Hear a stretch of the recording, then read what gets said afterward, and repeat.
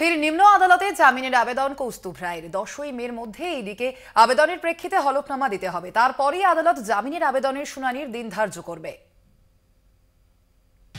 প্রতিবাদহীন বোবা সময়, আদালত দিল সুযোগ। Jail is exception, bail is rule. 291 দিন জেল হেফাজতে কলকাতা টিভির সম্পাদক কৌস্তুভ রায়। নগর দায়রা আদালতে সিবিআই স্পেশাল কোর্টের বিচারকের কাছে জামিনের আবেদন কৌস্তুভ রায়। প্রতিবাদহীন বোবা এই সময়ে কিছু কথা বলার পরিসর এই আদালত আমায় দিয়েছে, তাই আমি কৃতজ্ঞ। হুজুর, এই মামলায় মূল অভিযুক্ত ও ইডি হাতে হাত মিলিয়ে চলছে, তাই আমার বিচার প্রক্রিয়া বিলম্বিত হচ্ছে। বিচারক, আমি আপনার বিষয়টা সম্পূর্ণ স্টাডি করেছি। আপনার যুক্তিগুলি বিচার প্রক্রিয়া চলাকালীন প্রাধান্য পাবে। কৌস্তুভ রায়। ইডি সবসময় তাদের পক্ষে বিজয় মদনলাল চৌধুরী মামলার অংশবিশেষ আদালতের সামনে তুলে ধরে, কিন্তু ওই মামলায় ইডির বিপক্ষে এবং অভিযুক্তের পক্ষেও যে বিশেষ বিশেষ কারণগুলি উল্লেখ রয়েছে, সেগুলি এদের আইনজীবীরা কখনোই আদালতের সামনে পেশ করেন না। পাবলিক মানি লন্ডারিং অ্যাক্ট অনুযায়ী কাউকে গ্রেপ্তার করতে হলে 19(1) অনুযায়ী উপযুক্ত নথি দিয়ে স্যাটিসফাই হতে হবে।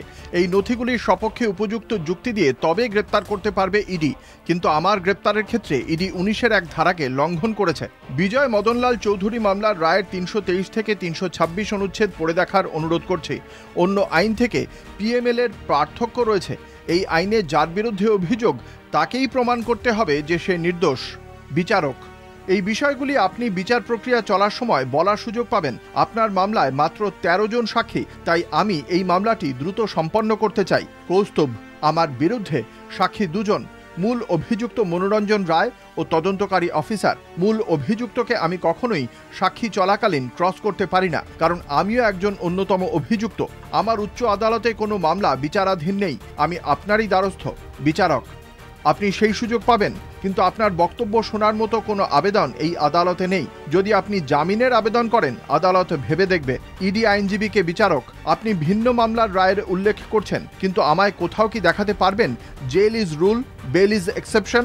বেশ কয়েকটি মামলার উল্লেখ করা সত্ত্বেও বিচারকের এই প্রশ্নের কোনো উত্তর দিতে পারলেন না ইডির আইনজীবী। কৌস্তুভ রায়ের আইনজীবী মৃত্যুঞ্জয় চ্যাটার্জি আদালতে এ প্রসঙ্গে বলেন, ইডির ভিন্ন মামলার রূপ ভিন্ন, তাই একটি মামলার সঙ্গে অপর মামলার সাদৃশ্য খুঁজলে হবে না।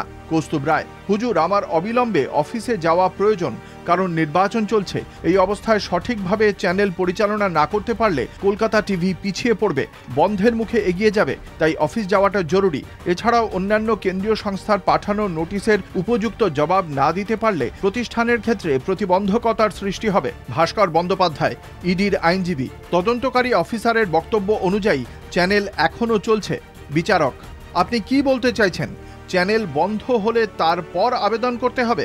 বিচারকের অনুমোদন সাপেক্ষে এদিনই আদালতে জামিনের আবেদন করেন কৌস্তুভ রায়। 10ই মে মামলার পরবর্তী শুনানি। প্রতিবাদহীন বোবার সময় কিছু কথা বলার পরিসর আদালত দিচ্ছে আমাকে, তাতে আমি কৃতজ্ঞ। কলকাতা টিভি।